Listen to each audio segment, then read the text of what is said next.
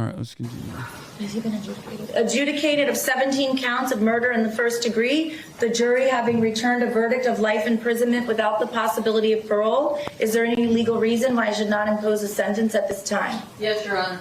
Okay. And that is under 921.143, the victims under counts 1 through 17, and also the surviving victims of the attempted homicides have a right to express themselves as to the everything that could not be expressed under victim impact.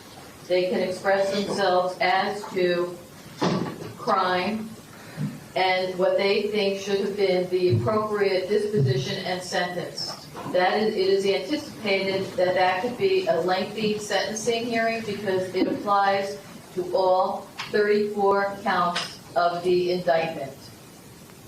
Okay, are you prepared to present that testimony now? No, we're not, Your Honor. And under the statute, it says that the victims have a right to present that testimony, and also, as you know, under the Florida Constitution, the victims have a right to be heard, and that the victim should present that testimony before you announce sentence.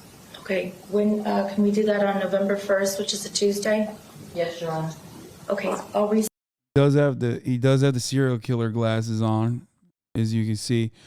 Here is Ken Klippenstein's lawyer / public defender, Beth Burden, talking about the death penalty in Florida. Not here to debate the death penalty, just here to clear up confusion on the Parkland verdict, because it's a little different than what most people are used to seeing. In a death penalty case in Florida, the state charges aggravating factors. Those are set out by statute. The state must prove those aggravating factors beyond a reasonable doubt, and the verdict for those must be unanimous. If no aggravating factors are proven beyond a reasonable doubt, the defendant is not eligible for the death penalty and the sentence is life. In Florida, life means life. If the jury finds at least one aggravating factor has been proven beyond a reasonable doubt, the jury then must determine whether the aggravating factor or factors is sufficient to warrant a possible penalty of death. This must also be unanimous. If the jury votes no, the sentence is life. If the jury unanimously finds the aggravating factor is sufficient to warrant the death penalty, and they look at mitigating circumstances from the defense, there are some mitigating circumstances set out by statute, but the defense is not limited to those. The defense has to prove mitigating circumstances by the greater weight of the evidence, and whether the defense has proven a mitigating circumstance doesn't have a unanimous decision. A ton of people. Okay, wait, hold on. We'll do that later. Come on, man. Regardless of the jurors' findings on mitigating circumstances, the jurors then have to determine unanimously whether the aggravating factors that were proven beyond a reasonable doubt outweigh the established mitigating circumstances. If the answer is no, then the sentence is life. Oh, Jesus. Makes it more complicating. God, I fucking hate lawyering, and lawing, and doing law stuff. Blah, blah, blah.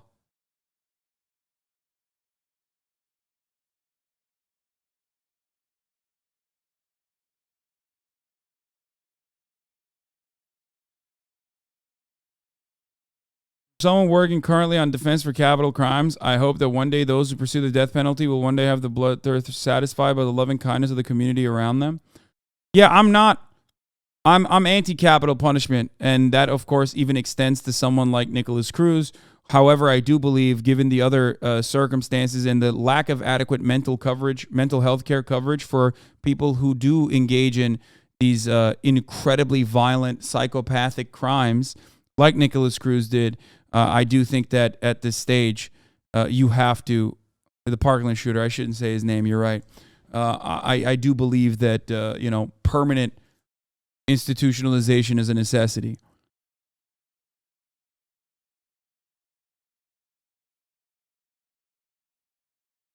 That's it. That's all I want to talk about with respect to the shooter. Let's take a look at what the parents are saying. Jail. I'm sorry. That is not okay. As a country, we need to stand up and say that's not okay.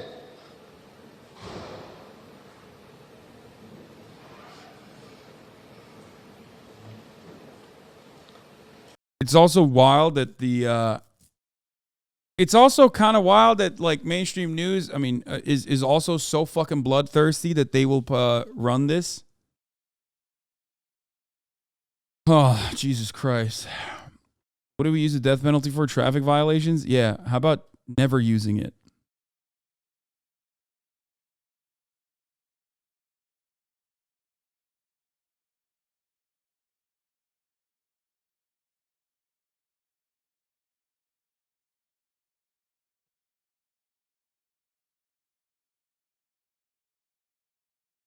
Anyway, I'm really impressed that the jury chose against capital punishment. I thought that for sure they would want him killed.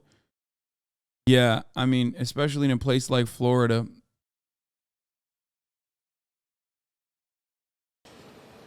I pray that that animal suffers every day of his life in jail. And he should have a short life.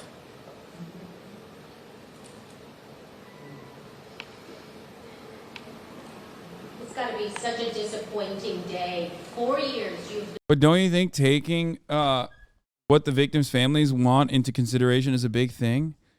Rehabilitative justice factors in the victims' considerations into what kind of restitution can be offered. But of course, some families, or even a lot of them, maybe even all of them, are going to say he should be fucking murdered, like he butchered our children, because that's what he did. I don't think anyone is curious, why are you against it when these cases arise? Capital punishment is unjustifiable, in my opinion. I think that state-sanctioned murder is pretty black and white. It's just unacceptable in every instance. Does not matter, especially when the adequate legal process has taken place. I consider it to be barbaric. I consider it to be unjustifiable. I understand. My heart goes out to the victims' families in this circumstance. I completely understand their rage, their justifiable frustration with the system. School shooters, pedophiles, serial killers should be subject to capital punishment. No, even then, I think permanent institutionalization is adequate in that situation. I mean, we literally fucking we already torture. American prison system is a torturous institution. That needs to change as well. Your goal for prison is to lower the recidivism rate, lower the rate that people are likely to recommit, and to reintegrate these people into society.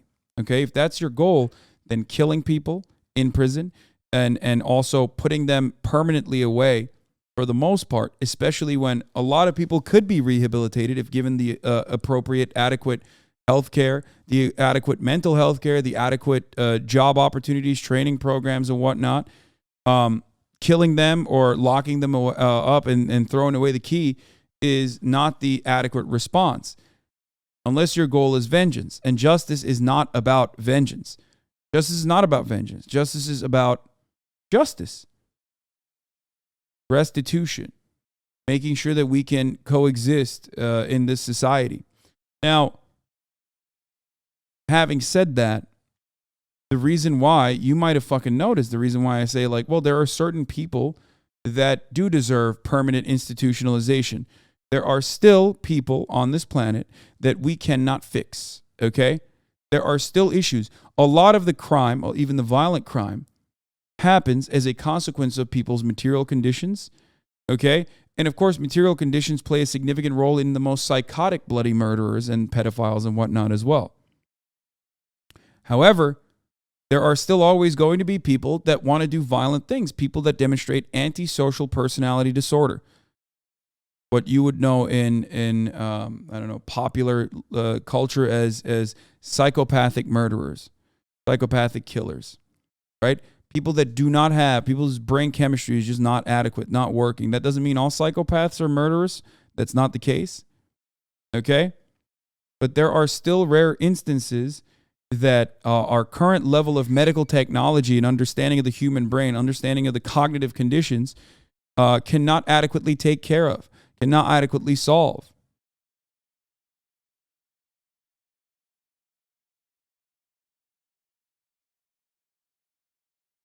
Those are the people that I believe should be permanently institutionalized. That's what I do believe.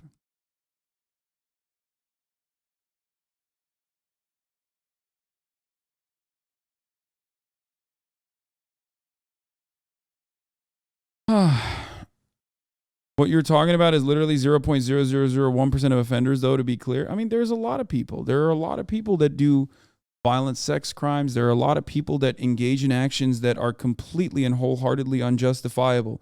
These are society-breaking acts of violence, okay? And yes, for the safety and security of everyone else, until these people have been adequately rehabilitated, some of which can be, and others that cannot, you need to keep them away. Which is why I always say, like, yes, prisons as a system, in the way that we understand it currently, is completely inadequate. Completely. What was your take on Ted Bundy? Not a gotcha. Ted Bundy is a great example of what I just said. Jeffrey Dahmer, another great example of what I just said.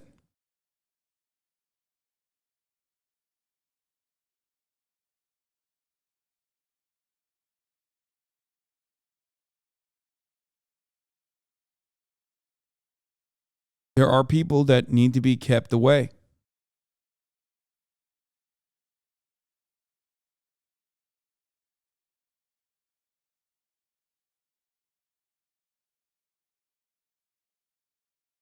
No, these are examples, okay? These are examples of sex offenders, of repeat sex offenders. Like, the pedophiles, like pedophile rapists, right? Serial killers. There are certainly people that are repeat offenders, and no amount of being in a prison and no amount of rehabilitation will actually help them get better. They just can't. They can't do it. Okay? And those people still need to be kept away. If you cannot be adequately rehabilitated, if our current medical tech does not have the innovation to deal with people like that, then you have to keep them away. That's how I feel. But this does not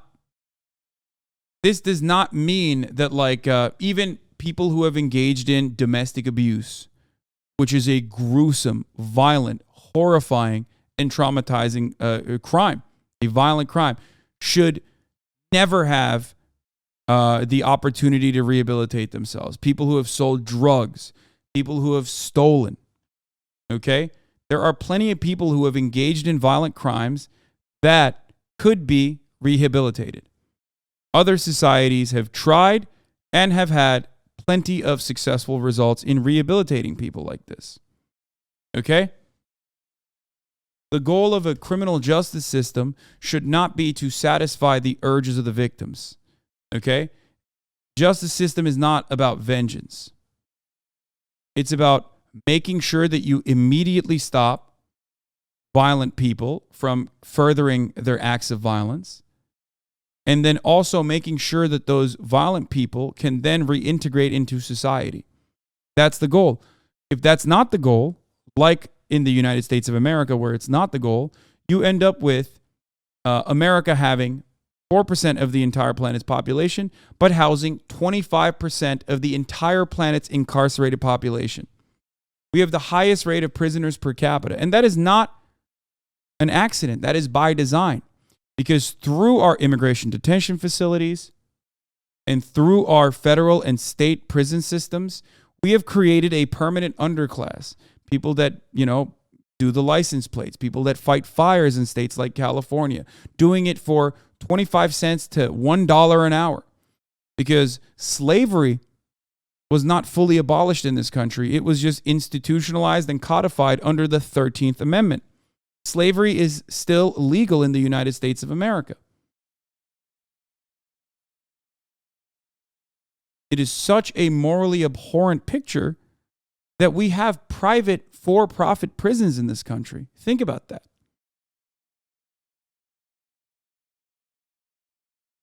That also, once again, goes back to capitalism. How does it go back to capitalism? Because you need another permanent workforce, a permanent underclass that you can always exploit. Okay? Some of these places like Angola in Louisiana, the Louisiana State Penitentiary is a perfect example of a place that hasn't even hidden its slavery symbolism.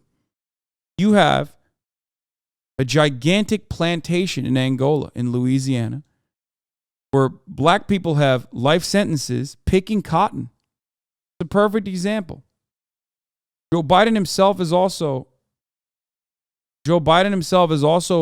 played a role in this.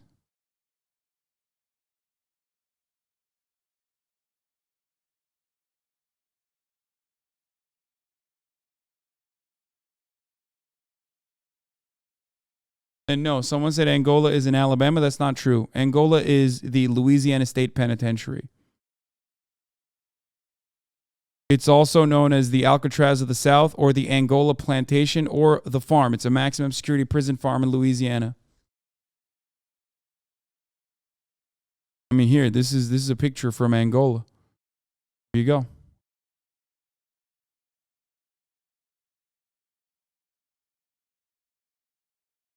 What do you think this is?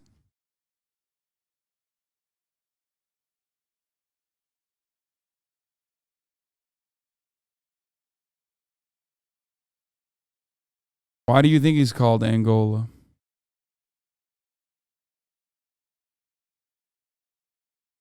Named Angola after the former slave plantation that occupied this territory. Plantation was named after the country of Angola, from which many of the slaves originated before arriving in Louisiana.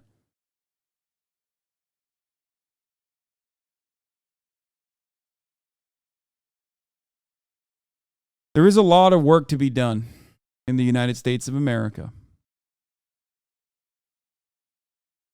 And oftentimes, some of the worst offenses, some of the worst state-sponsored atrocities are committed against those who are the most marginalized people. Prisoners is one of those groups that I talk about regularly.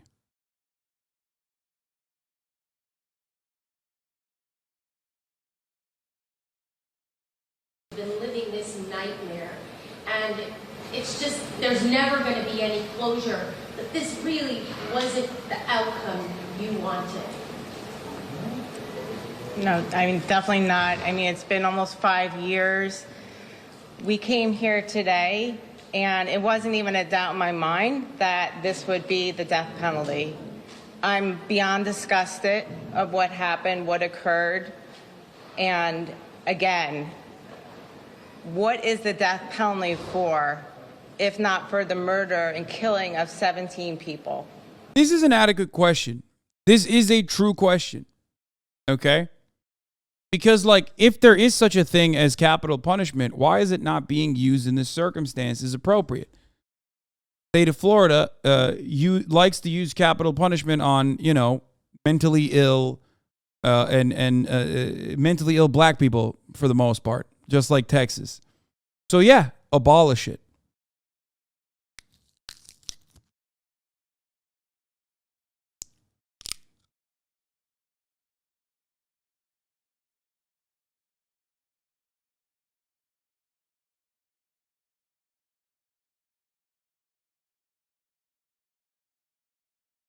What would you ask jurors? What would you ask them if they were right here in front of you?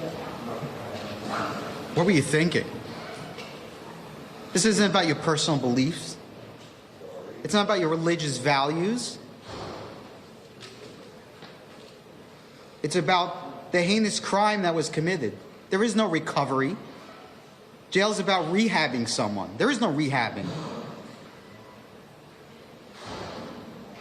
Is there any sense of relief that at least you don't have to come to court anymore? At least you don't have to see this guy anymore? Doesn't matter at this point. And We still have to go to the cemetery to go see our daughter. Do you think there was somebody on the jury, at least one person who, from the get-go, would vote for life, no matter what the evidence showed? Probably. Laura, Elon, you guys had to sit there for nearly... Everybody calm down. What are you doing? Like dunking on a guy whose fucking daughters died in the hands of a bloody murderer? If anything, be more mad at the fucking media pointing a microphone in his face, and in his moment of weakness and anger, justifiable anger, nonetheless, he's he's popping off. Most people, if not all people, would feel the exact same in his shoes.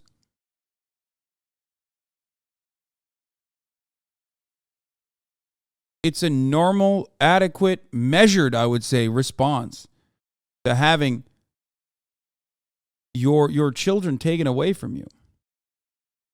When I talk about the death penalty and capital punishment being inappropriate, abhorrent, a human rights violation, I'm right, but I also am a human being who completely understands why this person feels the way that they do.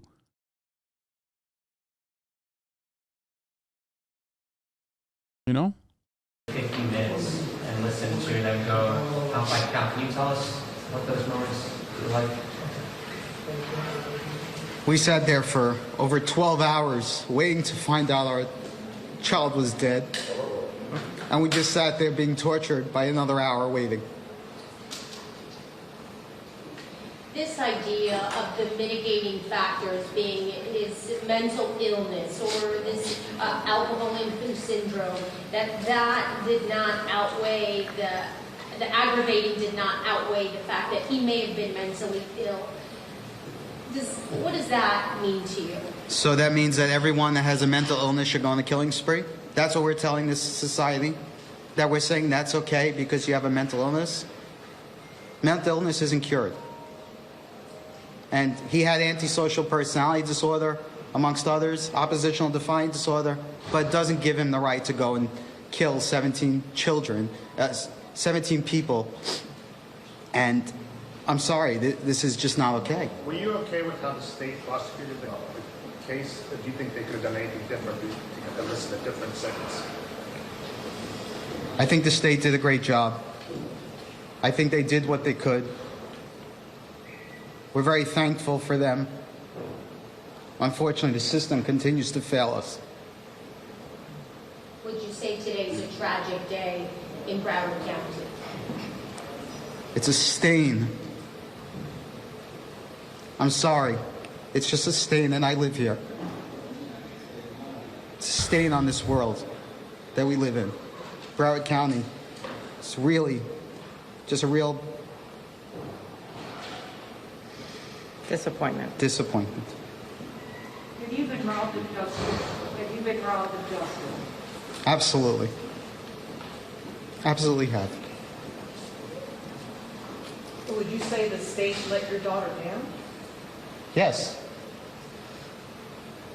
The jurors. The jurors let us down. We have a jury system for a reason, and they let us down. They gave their personal beliefs, but they didn't go by the evidence. There was no mitigating factors. I'm sorry. Any mitigation was disproven clearly in the court. There's no reason. And if there is a reason, then why are we allowing people to just go randomly kill others? Is that what we're telling our society? But there's mitigating factors, a lot of hogwash. Do you think Cruz should have been locked up long before February 14, 2018, at least in a mental institution or something along those lines? Locked up, yes. Mental or otherwise, I don't know what the right thing is, but he should have been locked up. He should have been in shackles every time he came into the court. He should have been in shackles the entire time he was there. He's not a human being, he's an animal. Lori, in the last 4 years, you guys have done so much work. Now to the staggering judgment against.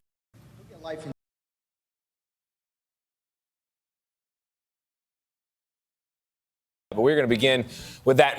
All right, let's move on from the Parkland shooter to some good news, okay? We're going to talk about Alex Jones because Alex Jones is on Pack Watch alert. I think the idea that this is saying what he did is okay because of mental illness is a bit odd, like still being locked up forever.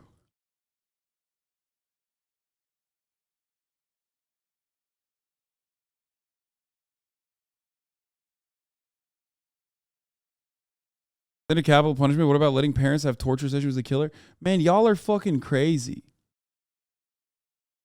That's not how this shit works, man. I mean, I know you're joking, but Americans, man, there's two issues in my career that I have seen where Americans, no matter what their fucking political ideologies are, get really, really fucking reactionary on. One is the prison system and dealing with criminals within the criminal justice system. You are so draconian without recognizing it. Like, your brain is wired in a way where you were like, no, every prisoner deserves the fucking, there are prisoners that just deserve fucking way worse than anything else, which is understandable. In this case, in the Parkland shooters case, I totally fucking get it. Okay? But what you don't understand is, like, it extends far beyond that. That draconian measure extends far beyond that, right? And it's basically, it basically turns into a tacit endorsement of the brutal conditions that American prisoners are subjected to, whether you recognize it or not. Because you might think it's adequate for Nicholas Cruz, but there are plenty more people who think it's adequate for any number of different prisoners, right? No matter what their crime is. So just always remember that. And the other thing is, of course, American imperialism.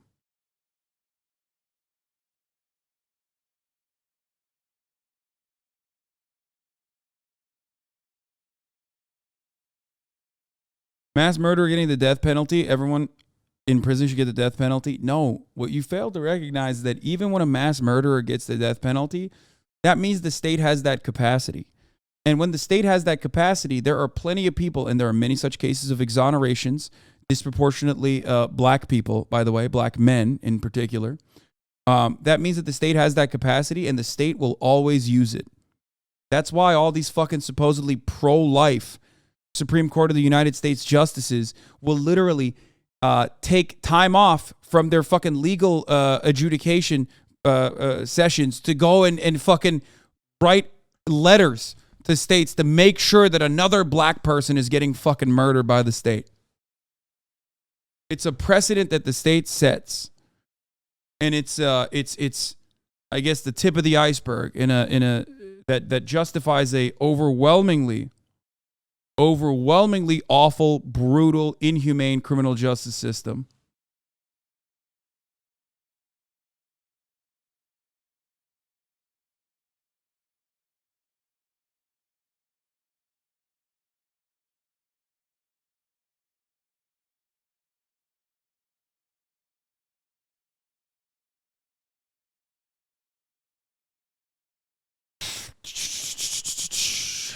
Anyway, I hope people understand what I'm trying to say here. But let us talk about some good news. Wait, what? Spectator Index says Elon Musk is being investigated by U.S. authorities? I fucking doubt it. On what? I mean, I'm sick. No. Excuse, he's sick. All right, let's get to good news, though, which is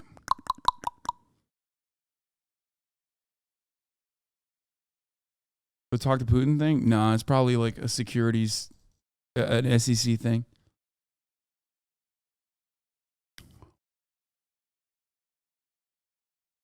How do you keep getting away with it?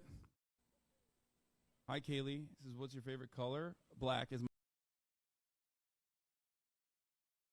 my favorite color. I'll be right back, chat. Fuck, that was loud. I'll be right back. Hold on. I'll be right back. Right back. I'm back, chat. Okay. Oh, sorry. Sorry, chat. Okay. I'm back.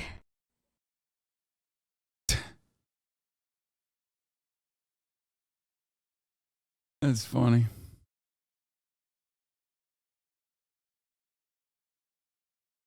Okay, dude. Okay, dude. All right, let's watch. Alex Jones ordered to pay nearly $1 billion to Sandy Hook families. In other Massive news. verdict handed down in a lawsuit against Alex Jones. A jury determined the radio talk show host and conspiracy theorist must pay nearly $1 billion in damages to the families of Sandy Hook shooting victims. Jones repeatedly called the school massacre a hoax on the air. Last year, a judge found him liable of defamation by default after he failed to produce documents demanded in the lawsuit. And Nikki Batiste has been following this case for months. We find her at the courthouse in Waterbury, Connecticut, where the judgment was read yesterday. Nikki, good morning.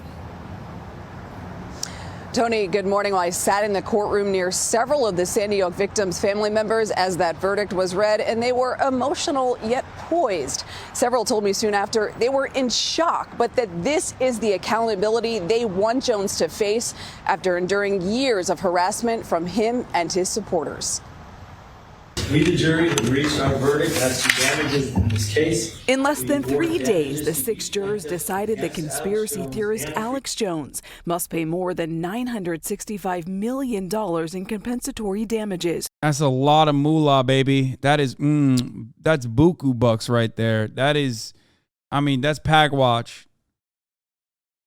Can his future income be garnished if he can't pay, declares bankruptcy? I don't know what the financial tools are here. You know what I mean? What kind of punitive measures they can engage in. Also, notice the fucking top left corner here. This is the second trial. This is the trial in Connecticut. Like, this is not the Texas one where he very openly defamed the judge and, you know, fucking used imagery like, you know, of her burning. So he toned it down and decided to do the contempt news story with the laser eyes. And he still did it. He still had to fucking shit on the judge. Crazy, man. What a fucking psycho. For spreading false claims that the 2012 Sandy Hook school shooting was a hoax. I let my voice be taken away from me. Robbie Parker lost his daughter, Emily. Parker testified that a video of him speaking at his daughter's funeral was mocked by Jones. I'm just proud that what we were able to accomplish was just to simply tell the truth. Jones and his company, Free Speech Systems, were sued by 8 victims' families and an FBI agent who responded to the shooting over claims the company made millions spreading misinformation about the tragedy. Jones and his attorney maintained that the trial was a sham and an attack on his First Amendment rights. Though he was not in court, Jones watched live on his webcast. He cheered while the verdict was read, mocking the families and saying they won't receive any payments. How likely is it that this will financially? I think he's flexing too much, man. Like, as much as I personally believe that justice never gets served fully, especially against those who deserve it the most, I really think he's gone a little too far in this circumstance. You know what I mean? Like, there's no way someone can gloat this fucking hard when they are so insanely in the wrong and be able to continuously get away with it. I just don't see it. I don't. There's got to be karma at a certain point that fucking kicks in, right? I don't know.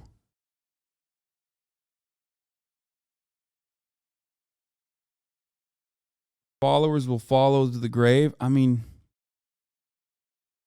this shit's crazy. I don't know. It's just.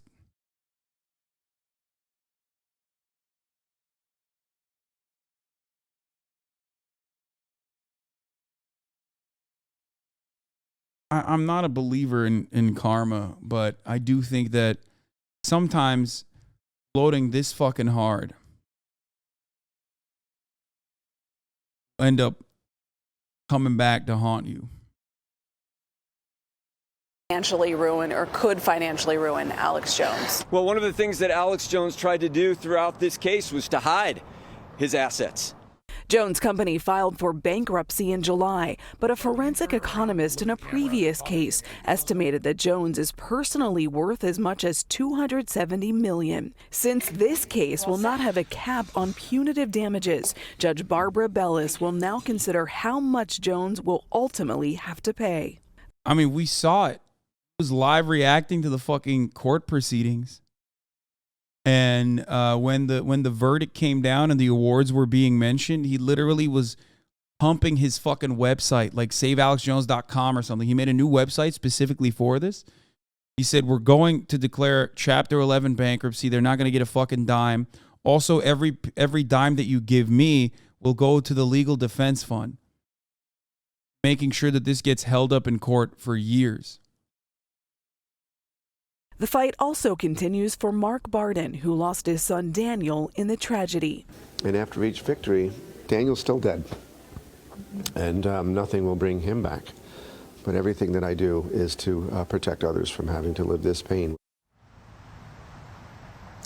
The jurors also determined that Oh, it's saveinfowars.com. Is that what it is? Jones should pay the plaintiffs legal and attorney fees. Jones' lawyer said he plans to appeal the decision. The radio host faces a third trial in Texas later this year over a lawsuit filed by the parents of another child killed in the shooting. Gail?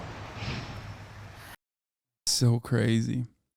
Anyway, here it is. This is important stuff. And Alex Jones was immediately, of course, brought onto mainstream. I talked about it in the Cold Open Today show. By you know, everyone's favorite fucking demon, Steven Crowder. It's just like, it's all team sport, man. There is no amount of fucking cruelty that some of these people will do. Like, here's the thing, okay? I always talk about the left not circling the fucking wagon all the goddamn time and like not engaging in a circular firing squad all the goddamn time, right? Because you do need to, at the very least, like build a consistent community, okay? That can make meaningful change. And we refuse to do that. But God damn it, I mean, this is the alternative. And this shit's awful. Like, show solidarity and kindness and empathy to your fellow man, right? Don't alienate those who you can educate. These are things I believe in. These are things I've believed in for many, many years. These are things I talk about. But this is incredible. I mean, this is a level of insanity that is unimaginable.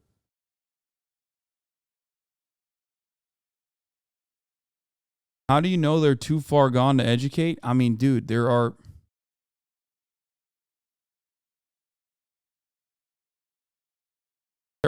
usually, if people have some kind of financial interest in spreading their message, they're a little bit harder to rehabilitate or educate. It takes a lot for someone who is, gaining financial compensation by spreading right-wing psychotic bullshit. It takes a lot for them to turn around, This is why I really respect people who reform when they don't need to. People who see the light, and people who change their behavior.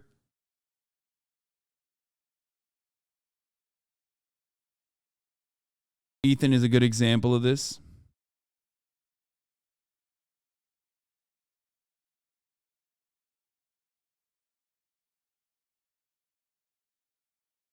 The audience is very baby brain conception of free speech, so any consequence for incitement, defamation doesn't compute for them. Can you give an example of people who have changed or reformed? iDubbbz, Ethan Klein, myself. XQC, we talked about. Human beings are imperfect. There are plenty of people in this community that were that had different opinions. Okay, when they were growing up, there are plenty of you that have reformed your perspective.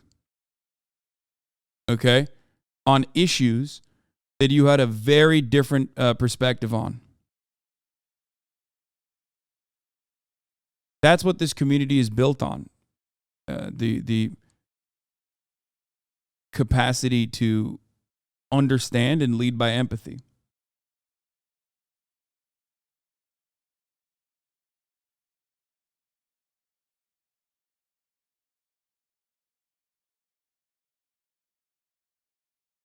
See, there are plenty of people in this community that are saying that. Those who never change their minds never change anything. I used to unironically watch these guys and sometimes Jordan B. Peterson, etc. And thanks to folks like you and Ethan, I've changed quite a bit. Sorry, not shouting caps was on. Bro, I was literally transphobic and now I'm trans. Yeah. What do I always say? Leftists understand that we are products of our social development, our social upbringing, right? We are products of the system. And the system itself is bigoted. The system itself is white supremacist, is built on white supremacist foundations. All of our institutions reflect that bigotry. Okay? It's a permanent part of our everyday existence. So of course people are going to have starting points that are different. Of course people are going to have starting points that might be bigoted. If anything, my own personal experiences, learning from my mistakes in the past, are what guides me and what has guided me for many, many years to be able to change people's minds. If I didn't believe that people have the capacity to change, and this ties back to the criminal justice conversation that we were talking about. If I didn't believe that people had the capacity to change, then my job would be nothing. I should just check it at the door, you know?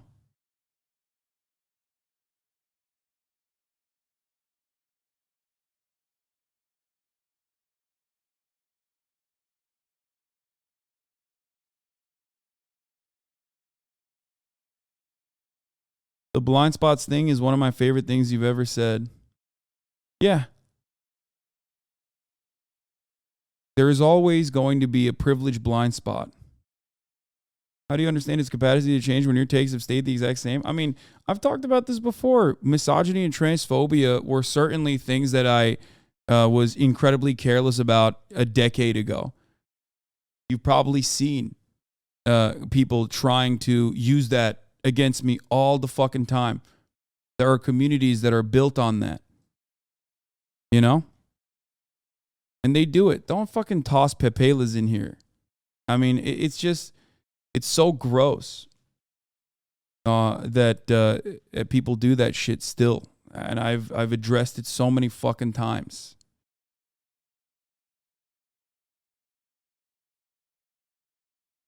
And the reality is that those instances are what made me who I am today. That is why. That is precisely why I can communicate this change, the capacity to change for others, because I myself have.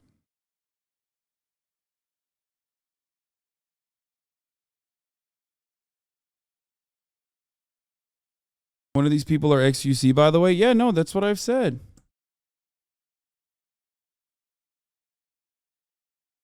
Anyway.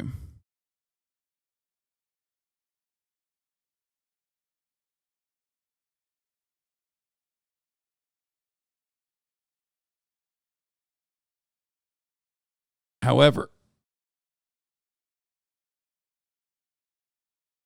Alex Jones is not one of those people.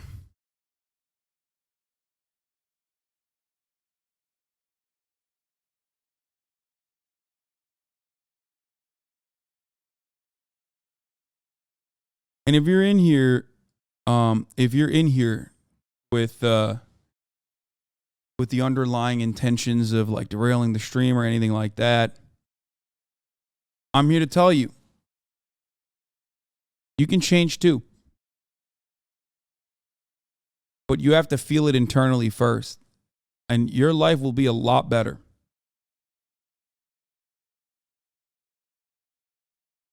Anyway.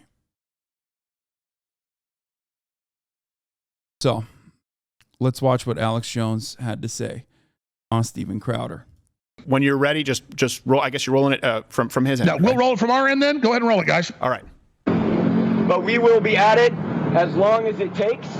And if you're out there right now and you're one of Alex Jones's audience members and you're giving him money, I just want you to know that based on the jury's verdict today, it's not a very good bet. And to go back to what Robbie Parker said, all Alex Jones does is take from you, exploit you, lie to you, feed your fears and your anxieties and your mistrust. And the only person that benefits in that equation is him. Well, that stops. That's stopping today, thanks to the courage of these families. Thank you very much. Thanks, everybody. All right, so what he just said there is, we don't want money from Alex Jones. And I want to explain to listeners. We're going to appeal this. Then they ask for money. Get overturned. Then they ask for money. We don't want the $900 million from Alex Jones, damn it. You can make that payable to cash. Absolutely. So. I mean, how many times has Steven Crowder talked about defamation, dude? Every single one of these motherfuckers has a tweet. Every single one of these motherfuckers have talked about suing other people on the basis of defamation. Okay? So kind of wild for them to turn around and be like, oh, man. Like, I mean, they were celebrating Kyle Rittenhouse suing people for defamation like last week. And now they're like, but wow, when one of our guys gets sued for defamation, well, holy moly, that's not acceptable. Don't like that. Can't have that. Shit. But we already know.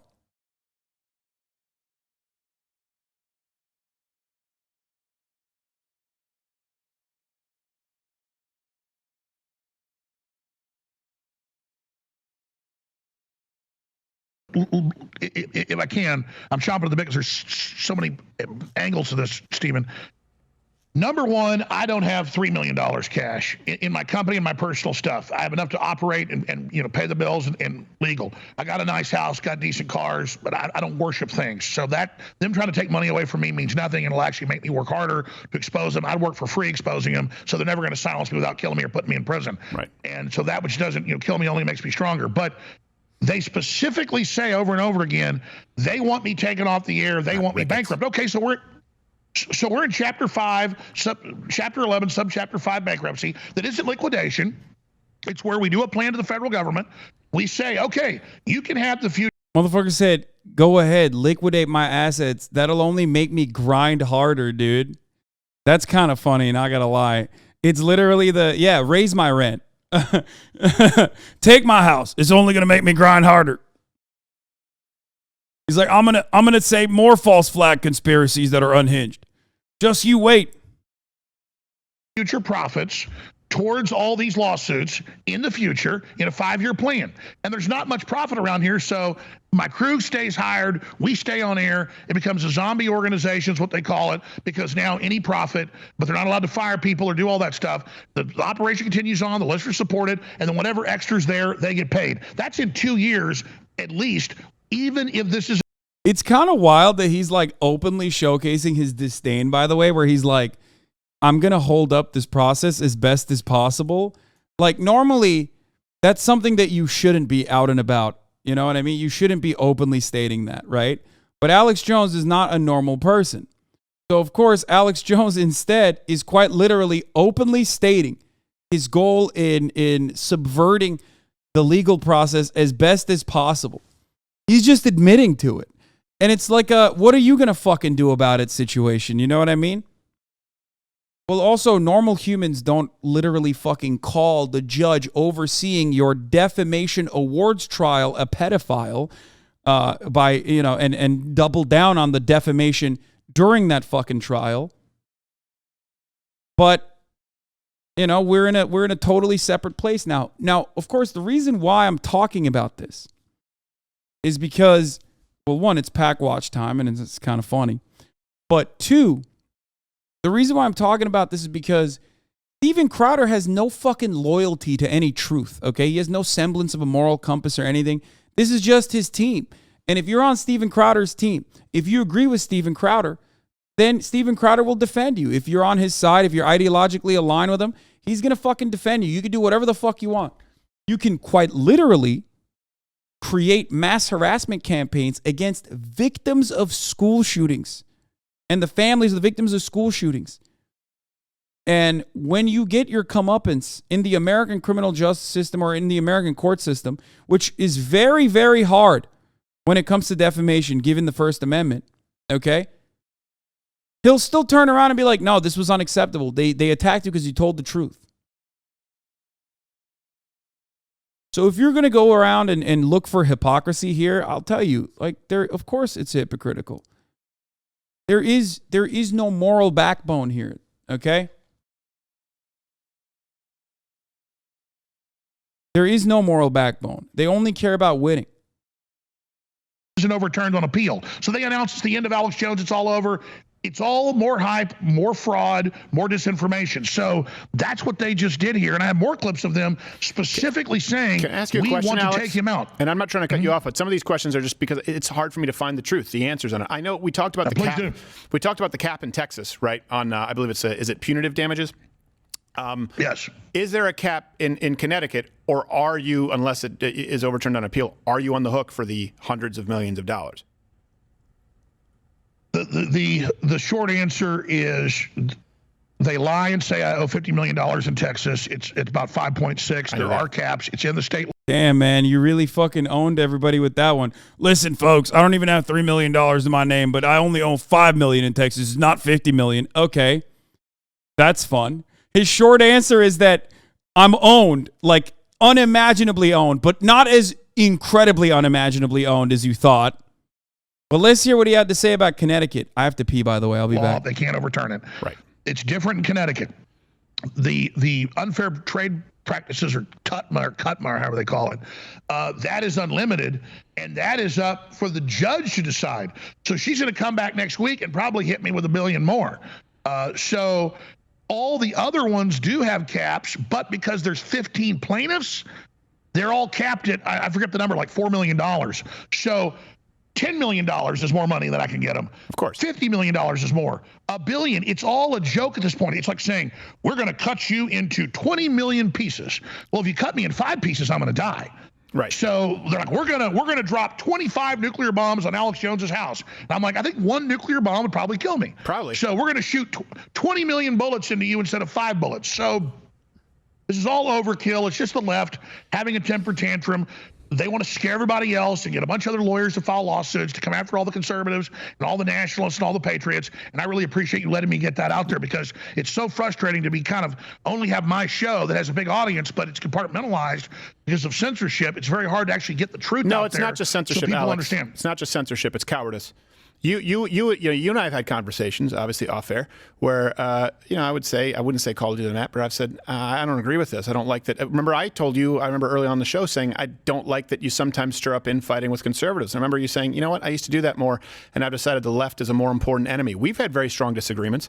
I felt compelled to have you on because some of the biggest figures in our movement, who, by the way, agreed with all of some of your quote unquote conspiracy theories that I thought were incorrect, they didn't have you on. It is censorship. And it's cowardice from people on the right. And by the way, I've experienced that too. I've experienced that for jokes that then people on the right will take out of context. So my issue is not so much with the left being the left, right? It's like being mad that a crocodile bites you. I'm mad with people on the right who aren't doing it. Let me ask you, Alex, really, point blank. I know you talk about appeals. How scared are you right now? I am way more scared about the direction the country's going in if they admit this is a formula for everybody. I mean, while the right wing laughs, some of them, and says, oh, it's just Alex Jones, they're on every channel saying we're coming after everybody now with this model. And they've even got the Republican Secretary of State in Texas saying we want to come after Republicans that question election fraud. Give me a break. So you have the rhinos, the neocons, the rabid left allied together against the populist uprising of nationalist Americans who are peacefully trying to take our country back. So I'm way more concerned about nuclear war. I'm way more concerned about financial collapse. I mean, here's a good point, Stephen. Quite frankly, the way inflation's going, the way it accelerates towards Weimar Republic or Zimbabwe, in 10 years, there's such inflation, $1 billion will be like $1,000. Yeah. I mean, at the current rate we're at here, so be like pesos. No, I'm not scared. I am disgusted, and I really feel proud of myself Because I've told the truth about this. I've said when I was wrong. They have created this whole synthetic identity for me, this straw man, and then they sat there and had to lie to a jury and suppress the truth and tell them I was guilty and rig this kangaroo court so I myself can hold my head tall. But I am in general very concerned for my children, for the country in the future, because of the rapid acceleration into total and complete corruption. Watch Louder with Crowder live, Monday through Thursday. He said he's proud of himself, dude. I mean, of course he is. Why wouldn't he be? He's out of his fucking mind. Holy shit. Isn't there just more evidence for a new defamation suit from the exact people suing him now? I mean, look, he's trying but failing to do a good job, once again, shocking, in defending himself. If he had stopped defaming the fucking parents over the course of the many years where he just said that they were, without any evidence whatsoever, crisis actors, that they were lying, that they had an underlying reason for lying like this, and that reason was because they were working with the federal government or whatever the fuck. Like, if he had done that, at any given point, he wouldn't have this situation. It is quite difficult, as we've talked time and time again with the Johnny Depp Amber Heard trial,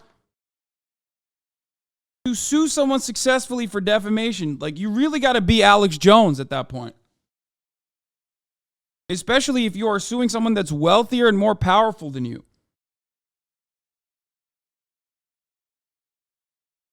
Alex Jones is significantly more wealthy and more powerful than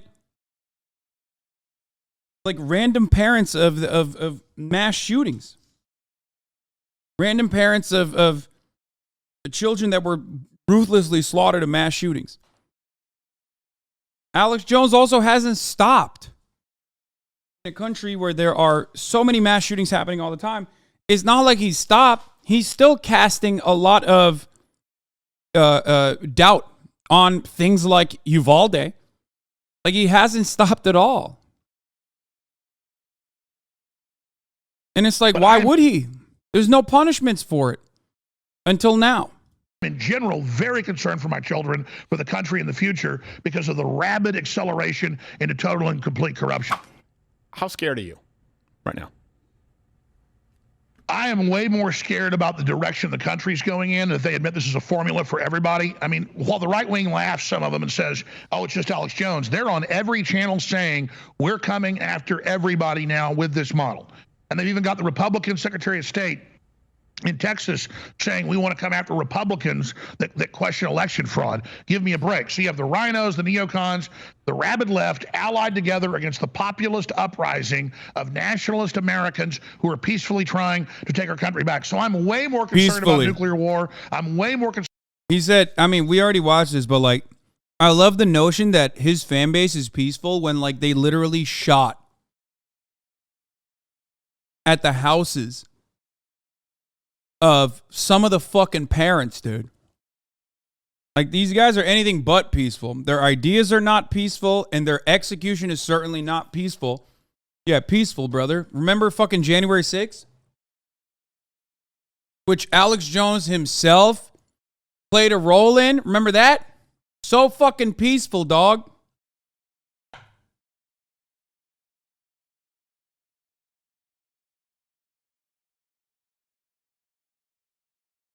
Concerned about financial collapse. I mean, here's a good point, Stephen. Quite frankly, the way inflation's going and the way it accelerates towards Weimar Republic or Zimbabwe, in 10 years, there's such inflation, $1 billion will be like $1,000. Yeah. I mean, at the current rate we're at here, so be like pesos. No, I'm not scared. I am disgusted, and I really feel proud of myself. Because I've told the truth about this. I've said when I was wrong.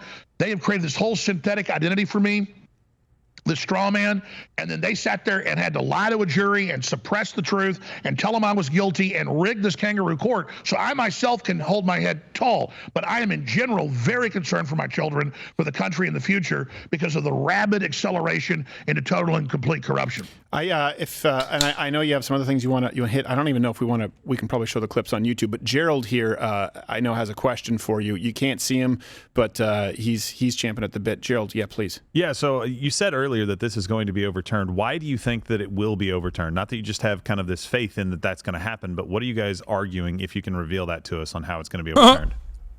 Well, that's an excellent question. I have talked to dozens of very well-known constitutional lawyers.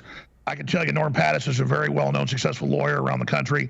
He's talked to current and former judges in Connecticut and in New York, federal and state, that say this is the most insane craziness they've ever seen. The judge said in open court, you know, I said this months ago because she'd done rules in limine and told us what I couldn't say. She said in court, can't say you're innocent. Can't say you barely ever talked about these people. Can't say you didn't make money off of it. Can't be political, but they could hold up magazines I put out exposing Obama, but then we couldn't respond back to it. I think that was in the awards trial.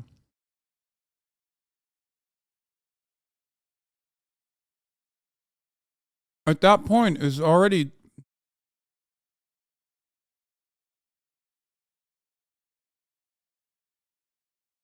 Yeah.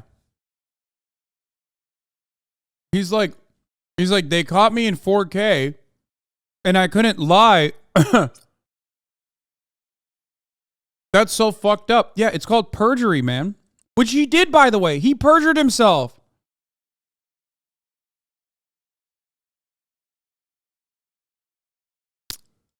He can't say he's innocent in any trial because he never answered discovery to make a case for innocence.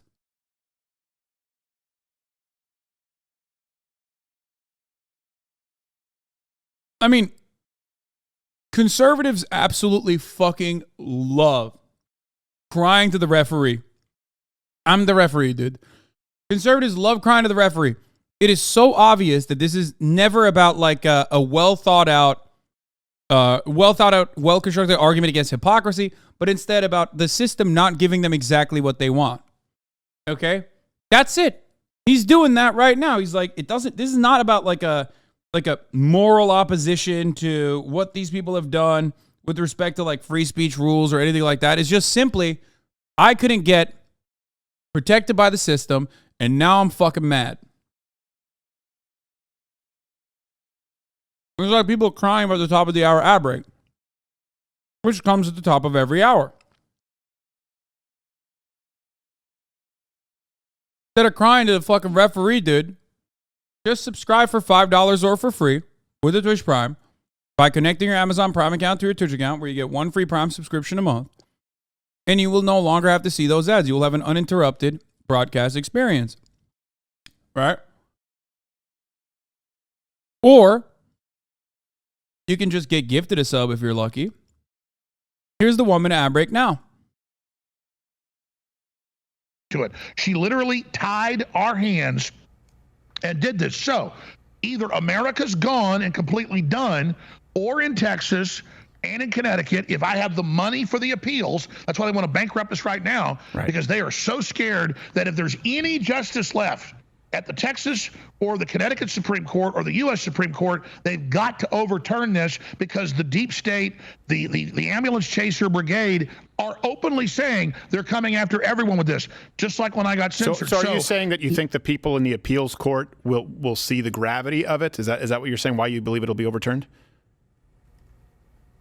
I don't know the fix is in that high, but I know that they've got their pound of flesh, they've demonized me, they brought back up Sandy Hook, they made a bunch of money for their charities, they got $73 million from Remington. I mean, these dead kids are cash machines for these lawyers, okay? And now nobody knows who Adam Lanza is that killed the kids, they only know Alex Jones. And so, I'm sorry, what was the question, Stephen? I apologize. No, I think you answered the question. I think Gerald really wants to know, why do you believe it will be overturned? Do you think it's because they wanted to make an example of you, and then when it comes down to the actual constitutional law, it won't hold water? Is that why? Absolutely. I mean, I think that, well, they have to, or the country's over. I mean, you have to understand, when I say kangaroo court, when I say show trial, I mean, this has never before been done. A default's when you just don't even show up. We gave them everything, exhaustive, and then they let them use the discovery that they said we didn't give them to the jury. They could put... I mean, him saying those kids are a cash machine is a self-report, right? It was a literal cash machine for him. Him unironically talking about the victims and their families in the way that he did Literally made him money. He can now say he lied about it. But at the time, that's what he did. Put on evidence. We couldn't challenge the evidence, and I couldn't testify. That's why I didn't testify when it was time for our quote case. It was only a hearing and damages. The judge found me guilty. Again, since when? Well, the judge knows best. They've never done that before. They can't do that. You know, if I was caught bank robbing or something and I ran off to another country, then you can have default judgments to say, take my house. Because I'm not there. There's video of me robbing the bank. I've left the country. They can sue. They can get the house. That's a default judgment. I was there. I participated. I did the depositions. I had my crew members go there. I spent millions of dollars on lawyers. But because there was no case there, they were forced to default because they decided I was this supervillain and they wanted to set this precedent. So yes, all the lawyers agree that if we file a good appeal with the hundreds of bad things they did, that it must absolutely be either partially or totally overturned. And if it isn't overturned, no, I'm not scared, Stephen, because I've said on air the truth. I have less than $1.5 million in my bank account. Sounds like a lot to the average working guy, and I get it. But with all my bills and crew and all this, that's on empty. My company has less than $1 million in it right now, and that's to buy product and pay payroll and fund our operation. So I never did this to make money. They had all these fake numbers. They had all our finances. They said he made 60. Bro, that's crazy. Doesn't he have like a rollie on his fucking arm right now? $61 million last year. Our gross was $61 million. I paid myself $200,000 last year. It's all in the bankruptcy court. They know it. They know it's true. Was there a year that I paid myself $12 million? Absolutely. The year of the divorce with my ex-wife 6 years ago, thank God it was the Trump era. For the first time ever, we had all this extra money right when she divorces me. It goes through the process, and the court made me pay her close to $10 million to, quote, buy her out of the company because I'd been married to her for 13 years. So the 1 year God came through, the 1 year that because usually I make about $1 million, $2 million a year, but honest with my audience. And after all the bills and stuff and legal crap, it's gone. Of course. Okay, but I don't do it for money. The 1 year I made $12 million, God came through magically. The money came in to then buy my ex-wife out of the company. So again, they think. So it doesn't Alex, matter. can I point something out? He's a divorce court warrior. Your Honor, I'm a victim of divorce court. $1 trillion judgment. I want to say something here that's important because I see you, and we all struggle with this, right? Where you're saying, because I know that people think that sounds like a lot of money, and it's sad that you even have to say, no, you don't do this just for the money, but you absolutely deserve to earn a living if you have millions. Oh, that's crazy, man. Where was this kind of understanding when it comes to, like, I don't know, leftist commentators? These motherfuckers love talking about how much money I make when what I make is literally fucking pennies on the dollar in comparison to both of you fucking demons. And that is before we look at what you are saying and what the fucking impact of your statements are.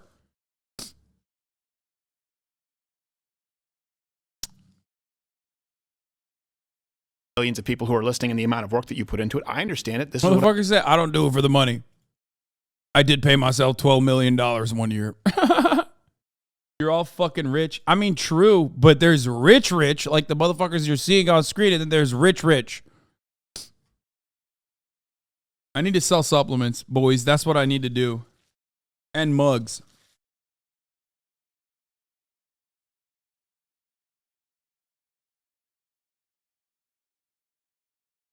I wish I went to work not for money and made $1 million. Yeah.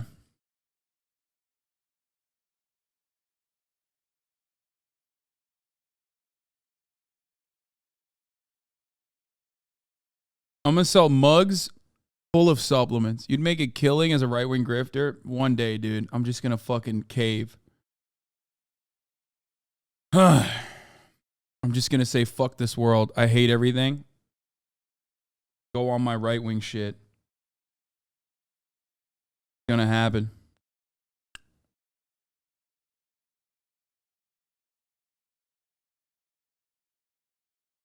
What I do here as well.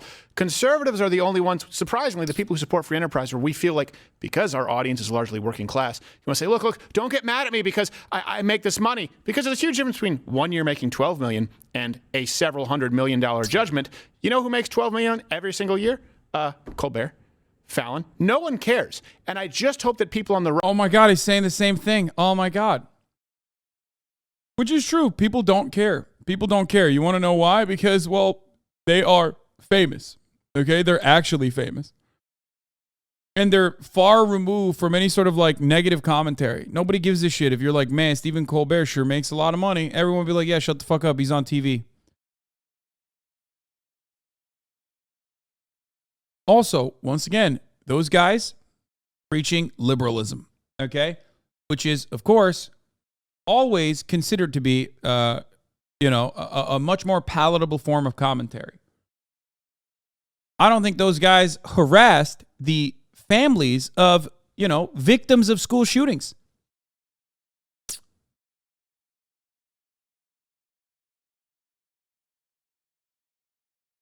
I don't think those guys recreated the George Floyd state-sanctioned execution in the hands of Derek Chauvin. I feel like that didn't happen. You did that, though. It's not about who is making the money, okay? It's about what you are saying and doing and what the impact of your actions are when you are making that money.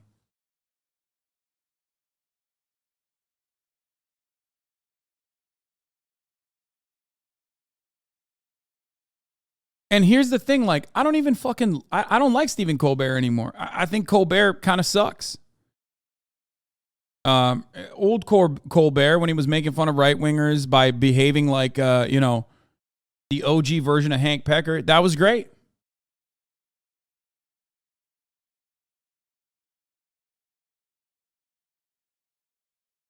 Kind of cringe now. But that's part of the reason why people don't fucking, shit on them as much. Right, don't use that as an attack. Well, you know what? Oh, maybe he'll go cry into his millions. That is not the point. And just for some inside baseball, for people who don't necessarily know, I want to corroborate some of what you're saying. Yeah, you can't prove that you didn't make money off of Sandy Hook. Just like I can't prove that I didn't make money off of that the guy who was fired from Vox, who started the Vox Adpocalypse. Why? Because this enterprise makes the only way that we make profit is people signing up because they want to hear what I have to say.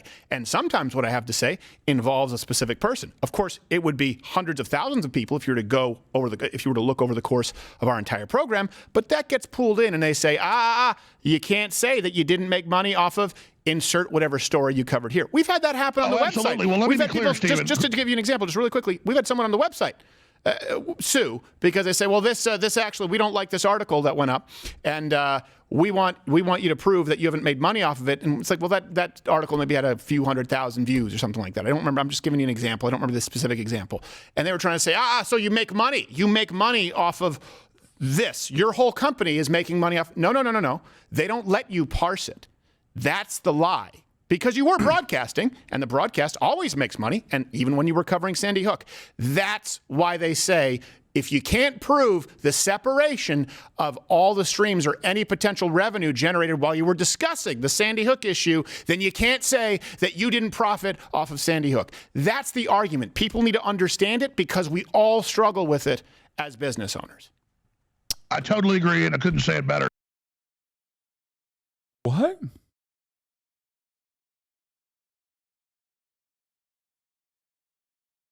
That's what?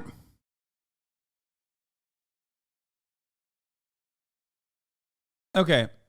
I think I think he's trying to say you can't identify exactly how much money I've made by defaming the Sandy Hook families. That's it. It feels like that's precisely what he's saying. He's like, well, I did a lot of other bullshit coverage too, which is not actually the subject of this defamation lawsuit.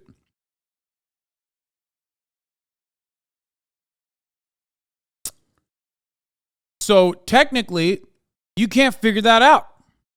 So you can't take money from me. Well, it doesn't really matter.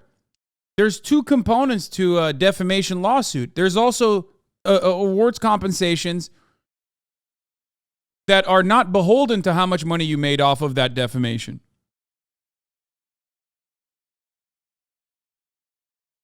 That's not what he's saying, I think. But yeah, no, he is saying that. He's making it seem as though you are owed the exact amount of money that you have made off of that defamation. But that's not how that works. Oh, fuck. You guys clapped him way faster than I could. It's also based on the punitive damages. Like, what kind of damage you have you have done to the victim.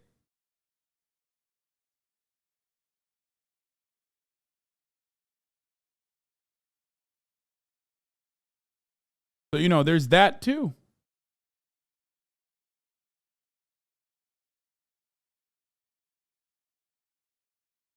In fact, when you said it better. And this is the most important point I'm going to make here. And I got a few documents if I can show them to you that are really important that tie this all together. This is a major project for 6 years, 2 years before they sued me, and then now the last 4, with literally hundreds of articles a week, sometimes thousands. Every major news channel from HBO to PBS to Fox even attacking me over Sandy Hook and building it up into this giant controversy when I was not the Sandy Hook man to set the precedent with the Alex Jones precedent to shut everybody else down. Now let's talk about this being the biggest defamation judgment in U.S. history by an order of at least 10 magnitude. If I can have an overhead shot here. Damn, I wish the survivors of Epstein received $965 million. Exactly. Good point on Twitter, Eliza. Think about that real quick. Why the triangle? We still don't know the names. Yeah, what the fuck? Dude, that's funny.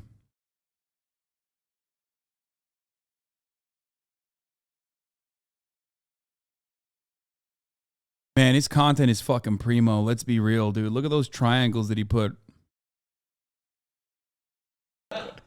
Exactly. We still don't know the names of the Johns. Here's another good point. Purdue Pharma, that knew OxyContin would addict people and kill them by the thousands, have to pay $634.5 million on the 10+ billion they made profit in the OxyContin case. Alex Jones killed no one, ordered to pay $965 million for Sandy Hook lies. And I don't think anyone is blowing somebody in an alley because of their addiction to colloidal silver. Absolutely, they're not. Here's another one. The largest fine paid by a banking executive responsible for the 2008 financial crisis was $67.5 million. Jury says Alex Jones pays $965 million. Here's another one. Yes, from a lawyer, Viva Fry. Yes, except for OJ was found guilty of the actual deaths of 2 victims after a trial, that was a civil trial, whereas Alex Jones was found guilty of making false statements about people who were murdered by someone else without a trial. So OJ pays 33.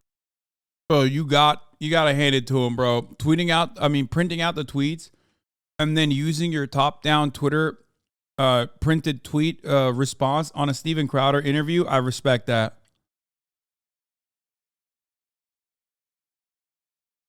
Who the fuck on this planet will be like, damn, man, I'm so glad that Purdue Pharma executives, the Sackler family, was not punished for all the deaths that they caused.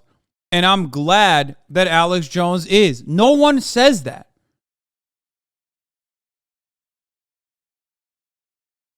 You printed out all these fucking tweets defending you, except like they're arguing with no one.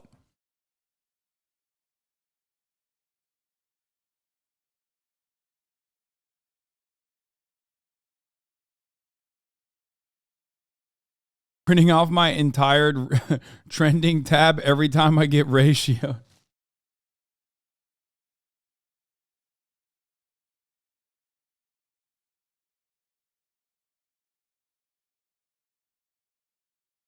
$3.5 million. I pay $900+ million, and it goes on and on. OJ was so what's innocent. going to happen?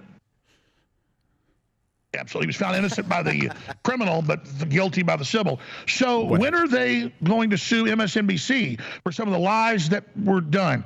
I want $1 million. My feelings are hurt by their lies. And it just goes on from there. But those are some really important points. Watch Louder with Crowder live. He said those are some very important points.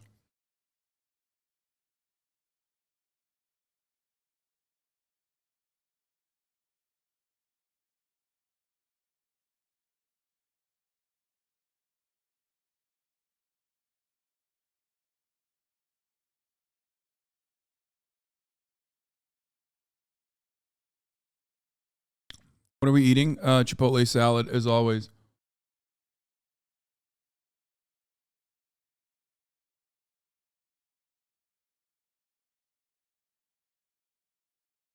Every time I come here, you always have something in your mouth. Well, sometimes it's your mom's pussy, though. Fucking got him. This Viva Fry guy is a wacko from here in MTL. Nice.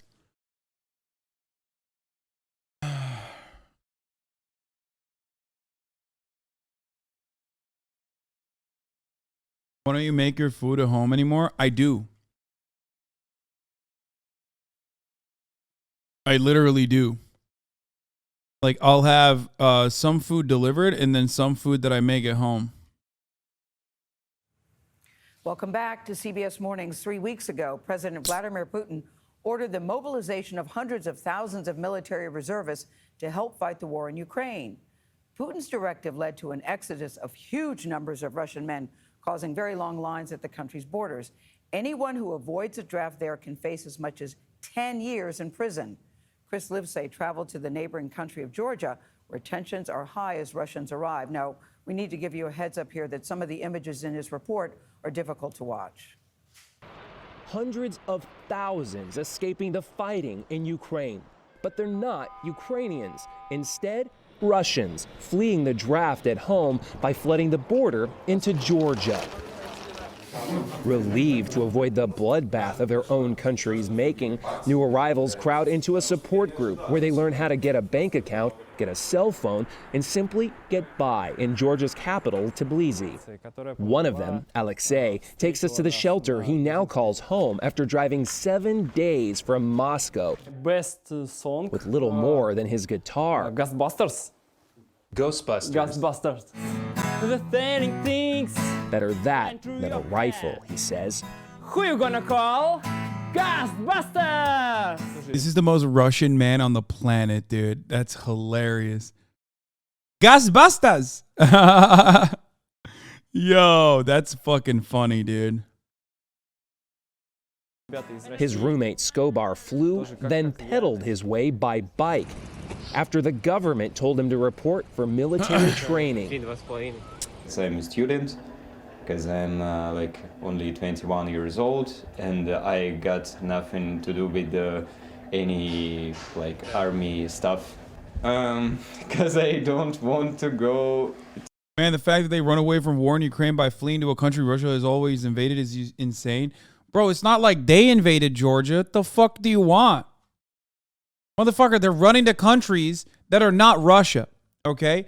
And if Russia is kind of known for invading countries that it has borders to, what are they supposed to do?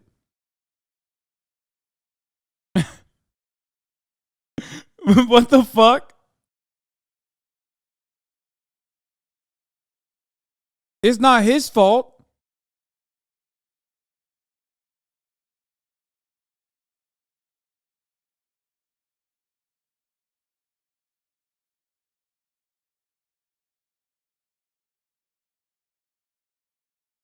They should just walk to the countries that don't border Russia. Yeah.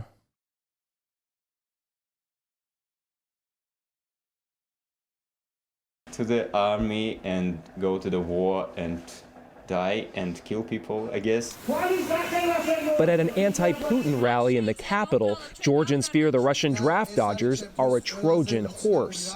All of these Russians, hundreds of thousands of them virtually overnight, clearly isn't sitting well with everyone in Georgia. Those here see it as yet another form of Russian invasion, and they're calling for the border with Russia to be closed.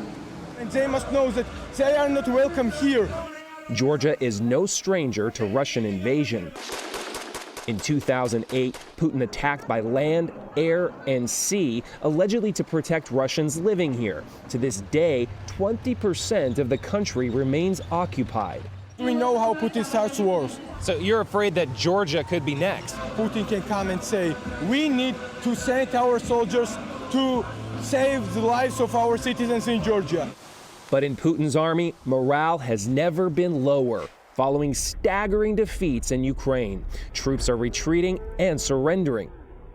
And to dodge the draft, conscripts are so desperate, they're even breaking their own arms and legs, as this video is said to show.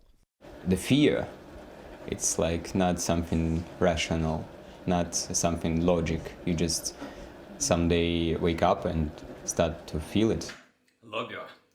Skobar knows how lucky he is to be in Georgia. I'm in safety, that Putin can't kill me or or I am not in jail, I'm not arrested. How long do you think you're going to be here?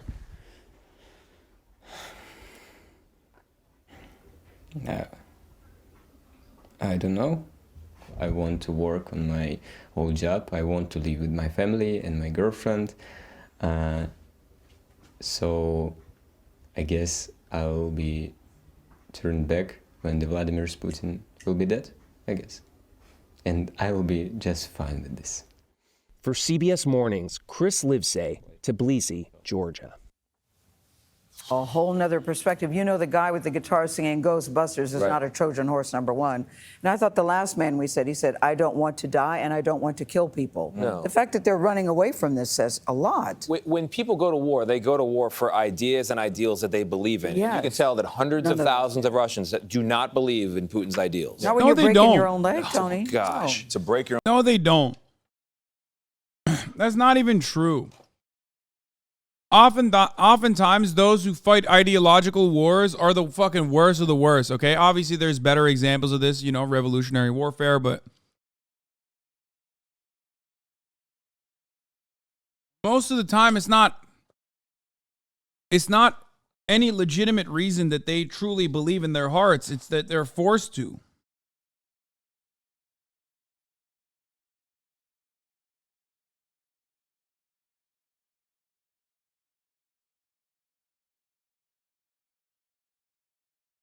You know?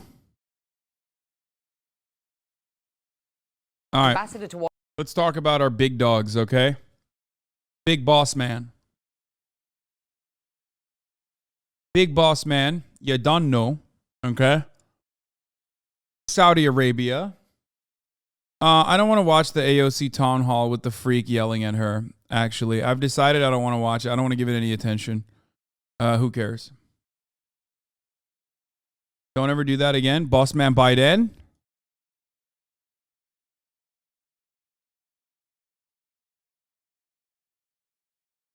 About to get canceled by my own mods.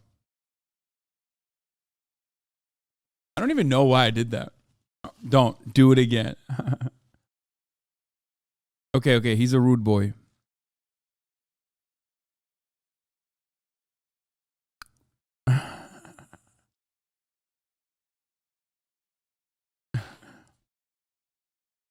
Nice bathroom. You can't advocate for me to wear a do-rag on the one hand and then say don't do that on the other. Okay? It's one or the other. Do-rags equals not my culture. Oh, so it's okay if it's okay if I'm stealing from other aspects of black culture, but not yours in particular. I get it.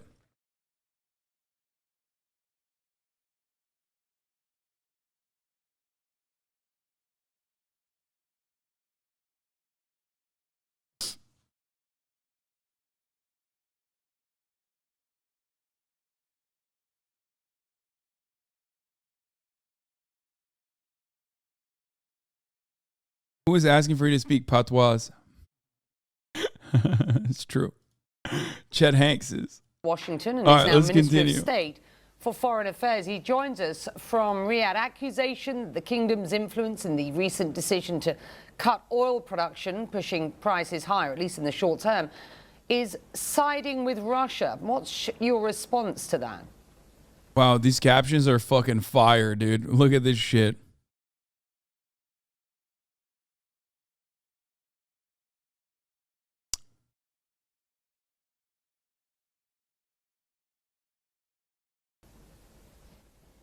Saudi Arabia is not siding with Russia. Saudi Arabia is taking the side of trying to ensure the stability of the oil markets, which benefits consumers and producers alike. We have been doing this for decades. We try to make sure that we don't have erratic swings in prices so that we can have logic when it comes to investments, when it comes to lending, and when it comes to price. It's just called the free market, baby. What do you mean?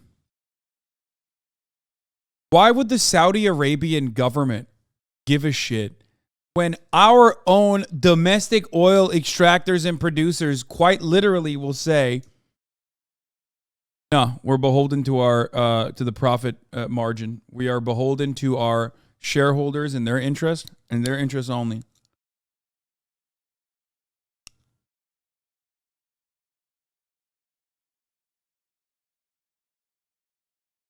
Not gonna lie, Saudi Arabia is giving off bad vibes. Sweaty, you are fucking correct, okay? They are not doing big slay. Okay, I gotta stop. I'm gonna get canceled again. They are giving bad vibes, though. It is true. I'm an empath.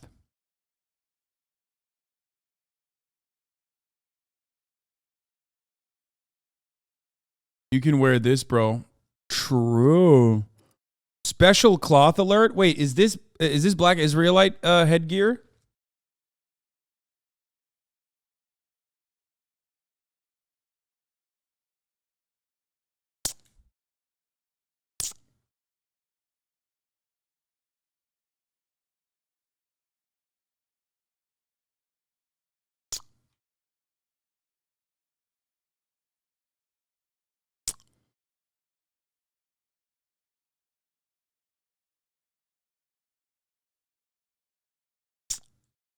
No, it's from an Etsy.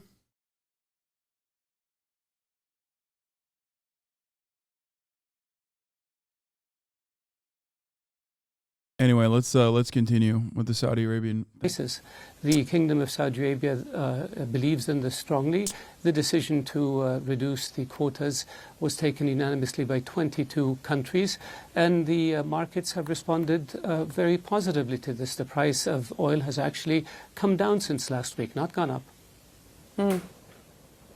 Yeah, and that is the irony, of course. So Washington says the economic fundamentals didn't justify a cut of that size at this point. And so the only beneficiary in their eyes, they say, is Vladimir Putin. The irony, of course, as I say, is that prices haven't actually moved any higher. As OPEC's largest producer, the kingdom must have considered the fallout when making the decision, which was a decision against the better judgment, reportedly, of other members who pushed back on it.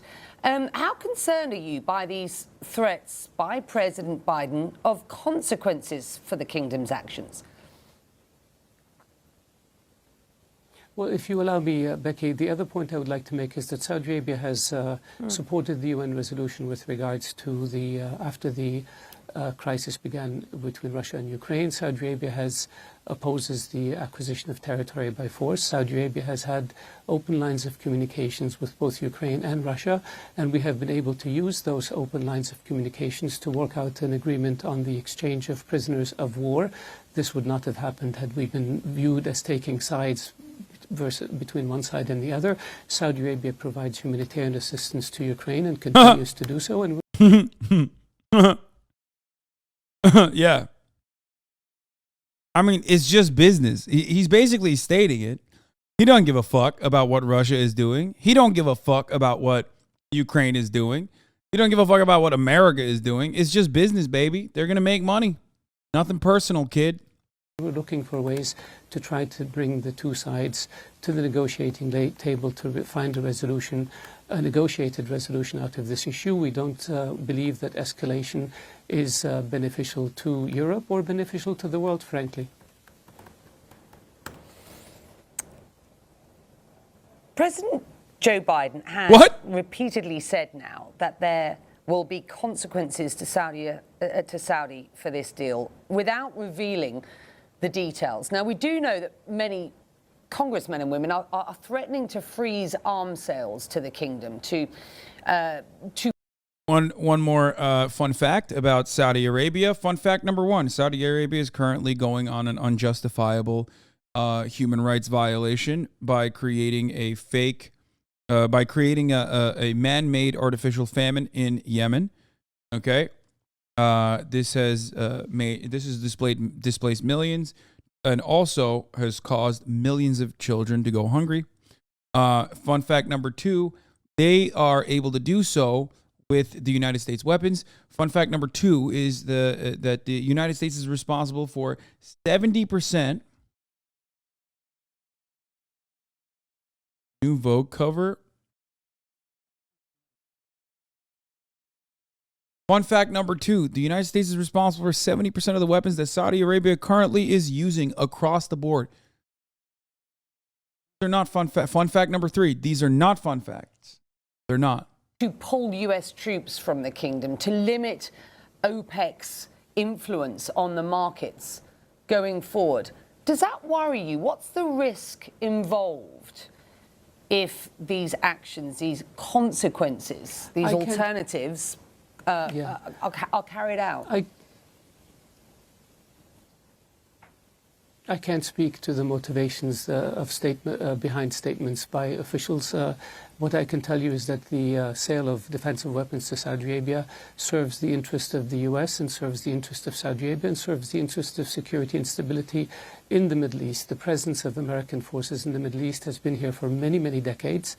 They are here to protect the stability and security of the Middle East and the stability and security of the United States. The Kingdom of Saudi Arabia and the U.S. have had a very strong relationship for 8 decades. They have been very close partners in fighting extremism and terrorism, in maintaining stability and security, Fun fact number 3, I forgot. Fun fact number 3 was that these are not fun facts. Fun fact number 4, Saudi Arabia, 17 out of the 19 terrorists that did 9/11 were Saudi nationals. Fun fact number 5, the Kingdom of Saudi Arabia and the royal family directly played a role in funding said Saudi nationals.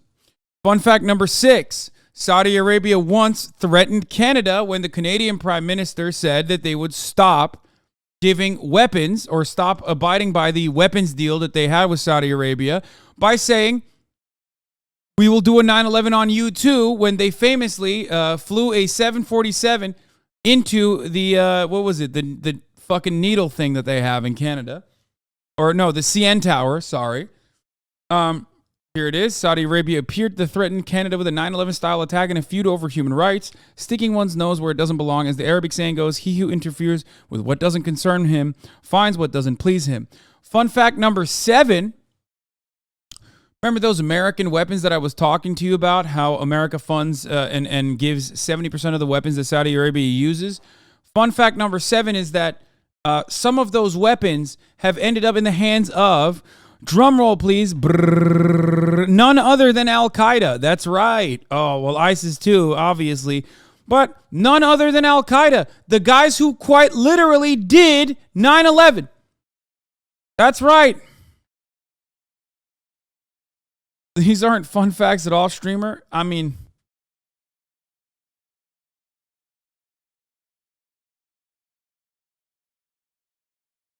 there you go.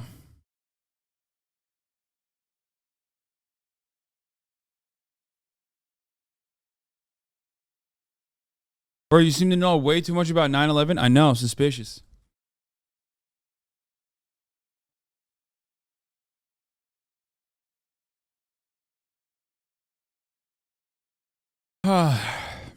Let's continue. Defending the region and have been very close allies in terms of economic and trade and investment. And we hope that this relationship, and look forward to this relationship continuing for the next 8 decades. The problem is that there are those now, Saudi's critics in Washington, who say that Saudi Arabia is weaponizing oil. US senators from both sides of the aisle are expressing increased frustration with the kingdom. I spoke to one Democratic senator, a member of the Foreign Relations Committee, Chris Murphy, last hour. So have a listen to what he told me. The Saudis can't separate the economics of oil from the politics of oil. They can't do that because it is the economics of oil, it is the revenue from that oil that is allowing the Russians to perpetuate a campaign that is killing thousands of civilians inside of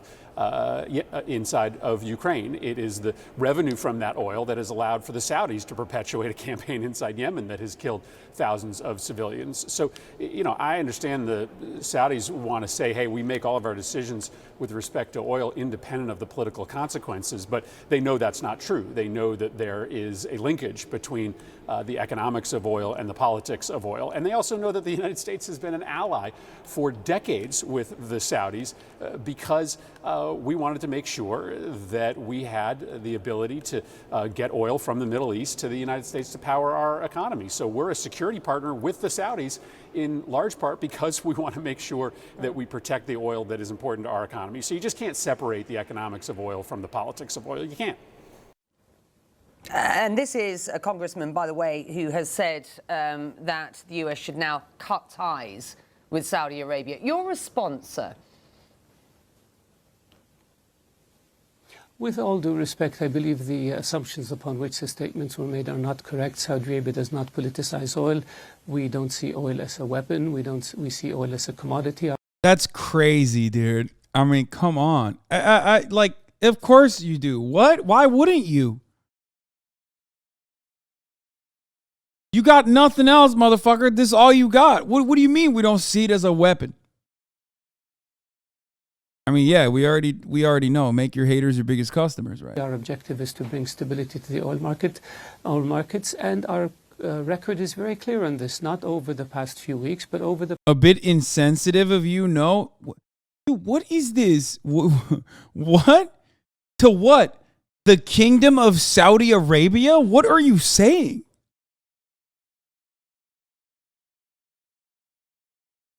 That's so weird when motherfuckers say this. What?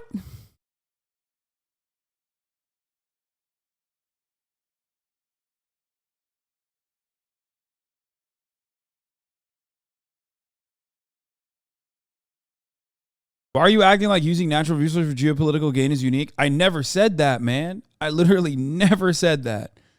As a matter of fact, I said exactly what you are implying, which is, of course they do that. That's all they got. That's what everybody does. The only thing that's unique about Saudi Arabia is that they have been able to consolidate all of that extraction of natural resources because they are a fucking theocratic monarchy. Countries, newsflash, that have nationalized their extraction industries or have a straight up fucking monarchy are better positioned to make these kinds of moves. Unlike the United States of America, that quite literally has to suck every fucking oil executive cocks before they make any sort of move in the market.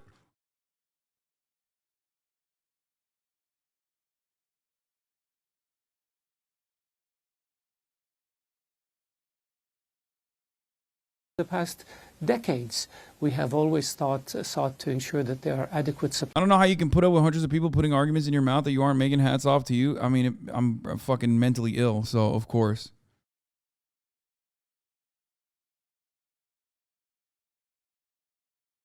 That's why. Supplies of crude oil to the markets. We have always worked to maintain stability and reduce the erratics in the price of oil so that both consumers and producers benefit. This has been our policy. Now, if anyone wants to speculate and read something else into it that is not correct, I can't really do much about it. But what I can tell you is we have a track record. The track record has been around for decades, and our track record has been clear. We have always worked assiduously to maintain stability in the oil markets, and we have always worked to ensure that there are adequate supplies in the oil markets. Drastic increase in the price of oil or drastic drops in the price of oil are very damaging to the global economy and damaging to consumers everywhere, whether it's in the United States or whether it's in Saudi Arabia. What will the kingdom's response be should some of the actions that these congressmen and women, those on the Hill are looking to effect, there is clearly a school of thought that says, this relationship is broken, and that is from Washington's perspective. Is that your perspective at this point? And should some of these threats come good on breaking the relationship, what would the kingdom's response be?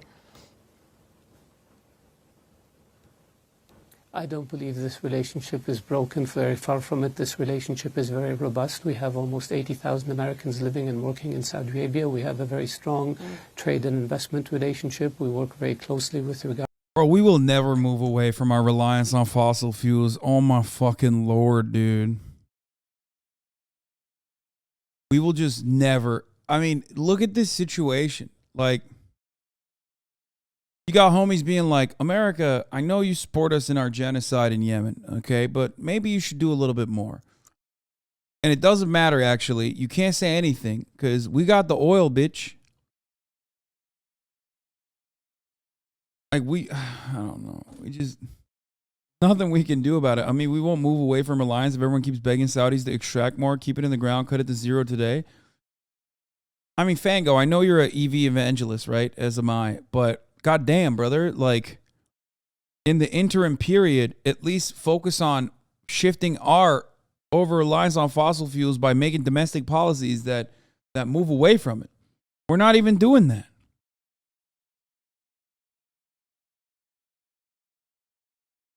Regards to ensuring our common interests, whether it's to bring peace to Yemen, whether it's to bring peace between Israelis and Arabs, whether it's to stabilize Afghanistan, whether it's to reintegrate Iraq into the Arab fold, whether it's to bring stability to the Horn of Africa, stability and peace in Libya, in the G5 countries of the Sahel, whether it's to fight extremism and terrorism. Those interests are permanent, and those interests are tremendously important to both countries and to the security and stability not only of the region but the world. And so that it is incumbent upon both countries to work together in order to realize the objectives that they both have, which occur to the benefit of both people and both countries. Now, I can't, unfortunately, when you're in the election season, what some people call the funny season, a lot of things are said and a lot of things are done that may not make sense at another period of time. And I hope that this is what we're dealing with here.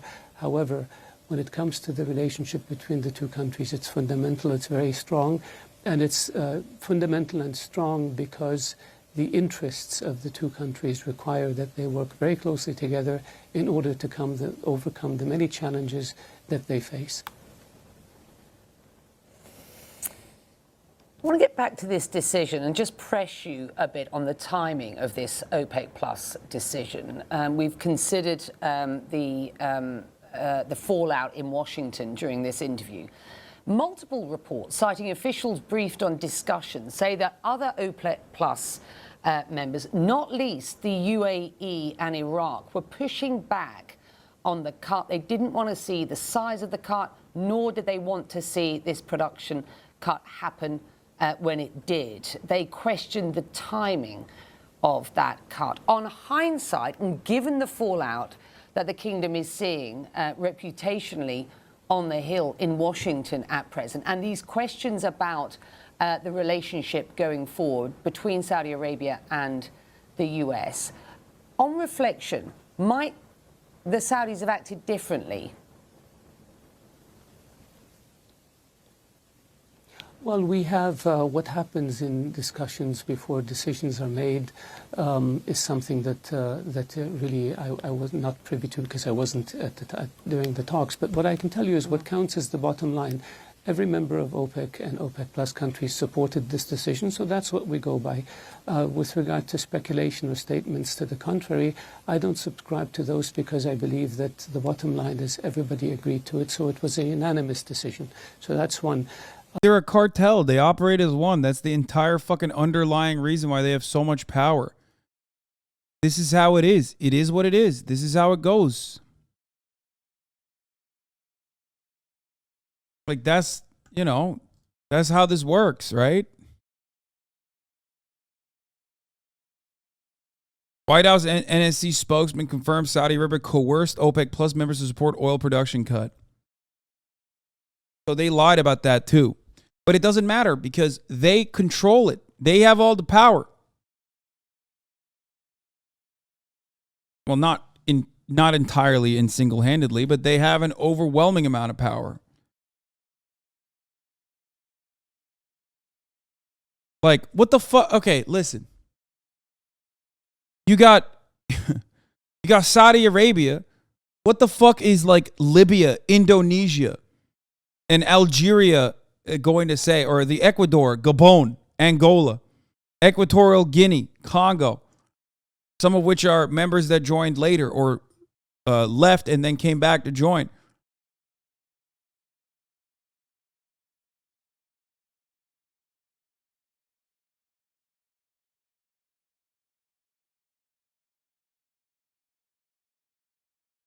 Kind of like what the West does, the UN votes. That's actually a really fucking good analogy. Yes. To be fair, Indonesia is a large country. I mean, it doesn't matter. We're talking about extraction capabilities.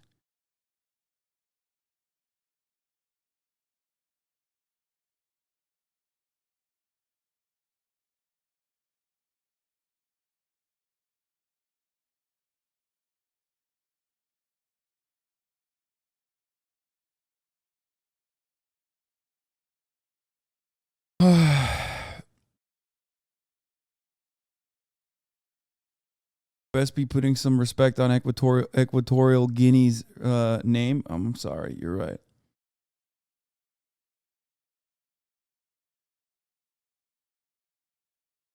If anything, they should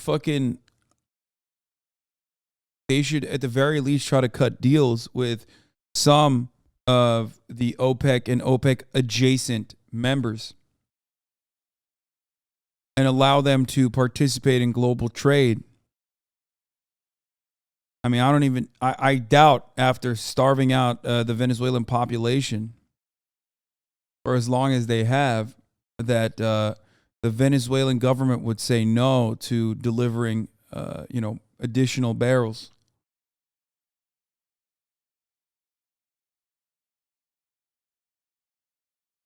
Ultimately, though, I don't know. The West has been trying to divide and conquer OPEC Plus for decades.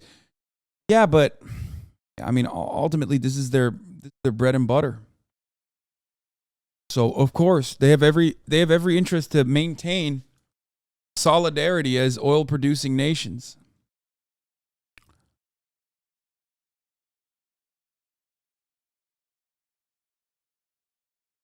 And with regards to looking forward, I think we're looking forward to more stable markets, and we're looking forward to markets that are adequately supplied, and we're looking forward to avoiding erratic behavior in the markets, and this is what Saudi Arabia has been doing. Yeah. A great fucking job, I'll tell you what.